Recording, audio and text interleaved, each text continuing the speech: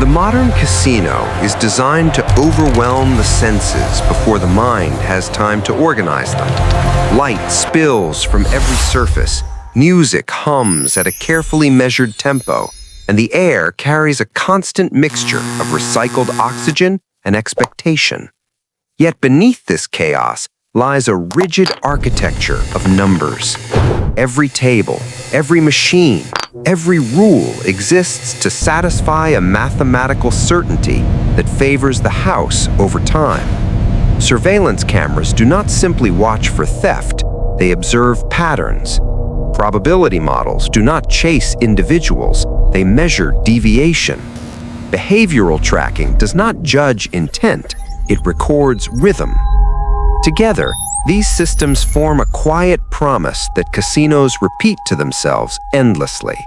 Randomness can be managed, and losses will eventually correct themselves. Casinos define cheating not by morality, but by interference. To cheat is to manipulate the game beyond its permitted structure, to introduce an external advantage that breaks the statistical frame. Marked cards, altered machines, collusion with dealers, digital tampering. These are the threats the system understands. What it does not fear, at least not openly, is patience. Patience looks like compliance. It resembles boredom. It blends into the background noise of tourism and indulgence. In a space trained to detect disruption, patience is almost invisible. The man enters this environment without ceremony. He does not arrive with a story, a costume, or a visible hunger for risk. His clothes are neutral, chosen to attract neither attention nor trust. He does not linger at the bar, does not scan the room like a predator, does not rush toward opportunity. He moves with the unremarkable confidence of someone who has been here before and expects nothing dramatic to happen. In a building filled with performance, he performs absence. At first, his visits are infrequent. He appears, plays for a measured period, and leaves. There is no pattern that demands review. Wins and losses balance out within acceptable margins. His body language remains steady, unreactive. He does not celebrate small victories or betray frustration during downturns. To the system, he is simply another data point, one of thousands processed every hour. The casino absorbs him without resistance. Over time, repetition begins to matter, not in a way that triggers alarms, but in the way repetition always matters to systems built on accumulation. The man returns. He sits at similar tables, at similar times, for similar durations. His betting behavior is conservative, almost dull. He avoids extremes. He never appears to chase losses or press advantages impulsively. If there is a philosophy guiding his play, it is one of restraint rather than ambition. Casinos are sensitive to volatility. Sudden spikes invite scrutiny, but stability reassures. The man's numbers do not spike, they settle. They form a narrow band of outcomes that sits just comfortably within expectation while leaning persistently in one direction. On any given night, there is nothing remarkable to report. Over months, however, the quiet accumulation becomes harder to ignore. Surveillance does not intervene because there is nothing to interrupt. The cameras record posture and gesture, not intention. The algorithms track deviation, not inevitability. From their perspective, the man is behaving correctly. He follows the rules. Please place He your respects next the bets. limits. He does not attempt to extract more than the game appears willing to give. If anything, he seems overly cautious, the kind of player the house prefers. This is where the casino's confidence reveals its shape. The belief that the house always wins is not arrogance, it is statistical memory. Casinos are built by people who have seen every trick fail eventually. They trust time more than vigilance. They assume that if someone appears to be winning consistently, the correction will come. It always does, until it does not. The man's consistency does not announce itself through profit alone.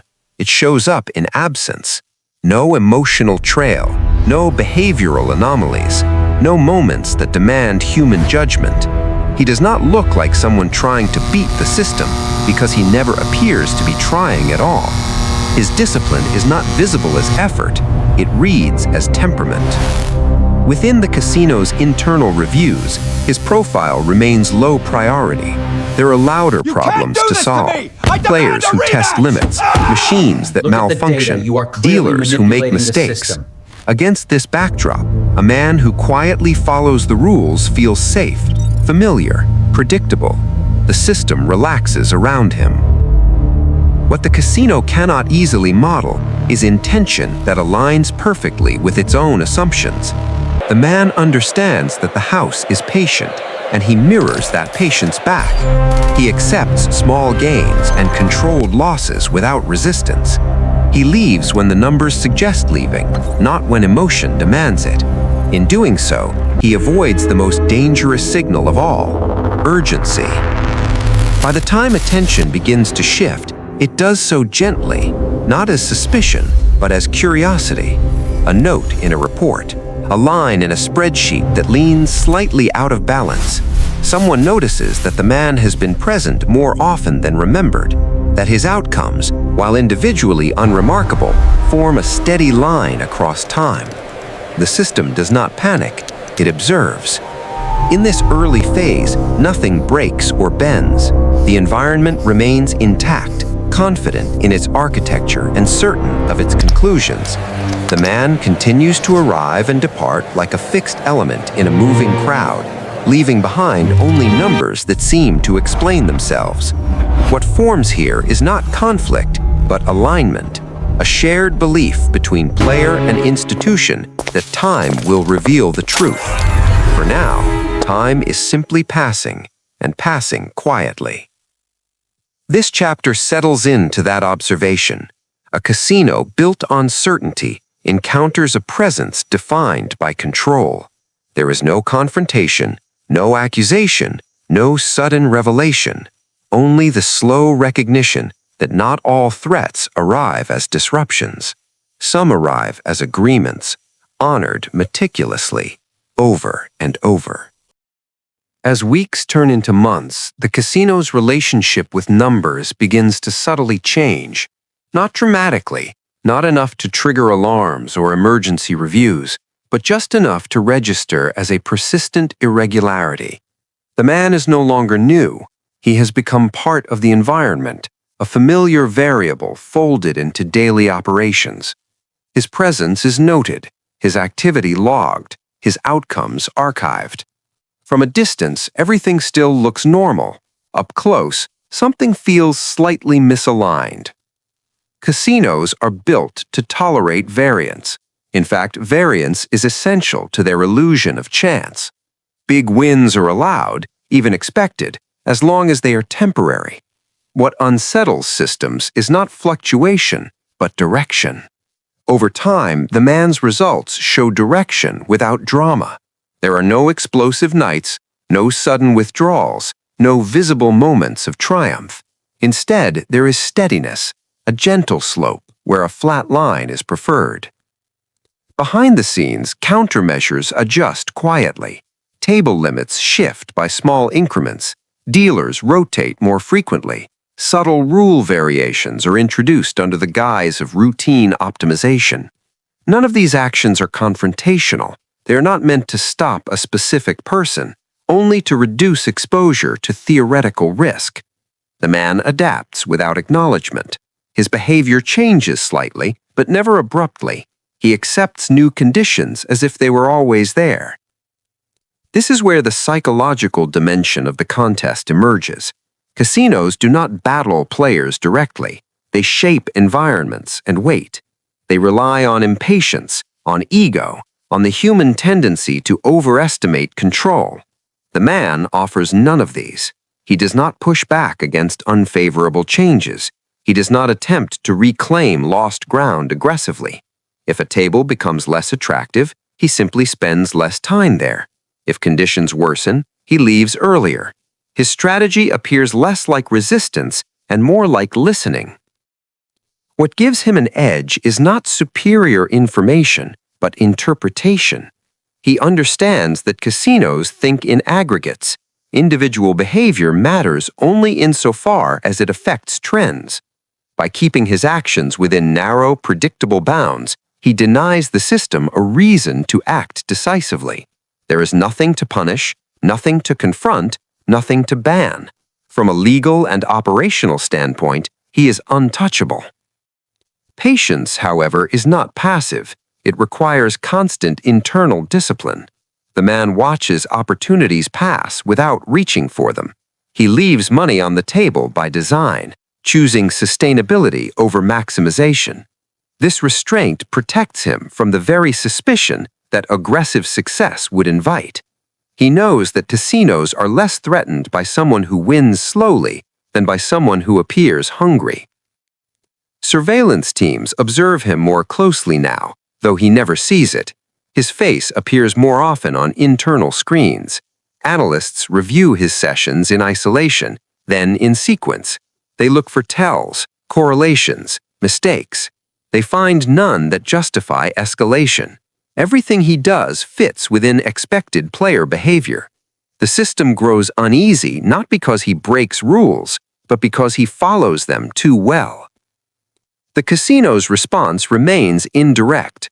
New statistical thresholds are tested. Risk tolerance tightens. These changes affect everyone, not just him. The environment becomes slightly less generous, slightly more controlled. The man adjusts his expectations accordingly. His outcomes remain consistent, even as the margins shrink.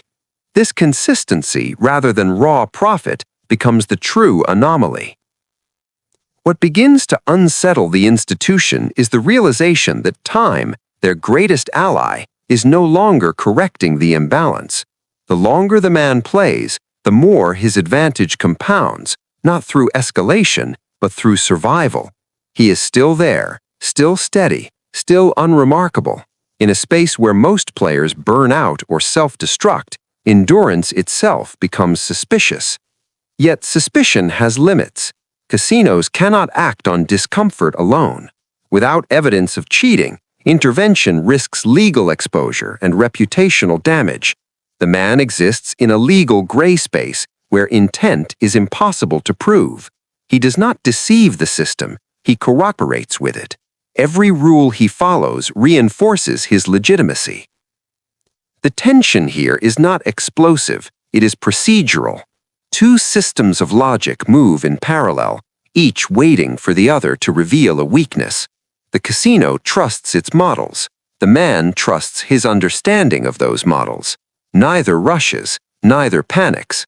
The contest becomes less about winning money and more about testing assumptions. Emotionally, this phase is defined by pressure without release. For the casino, it is the discomfort of uncertainty. For the man, it is the constant demand for control. One mistake, one impulsive decision could collapse the entire structure he has built.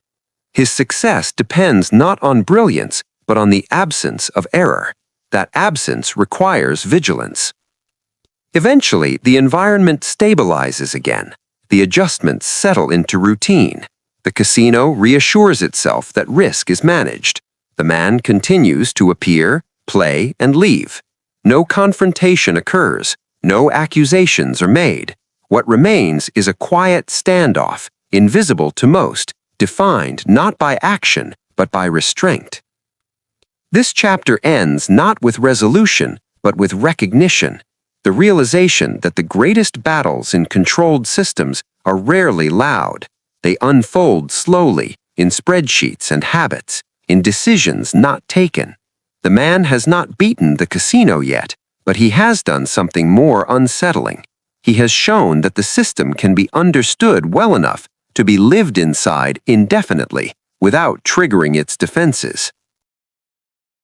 By the time the casino's attention fully settles on the man, the question is no longer whether he is winning.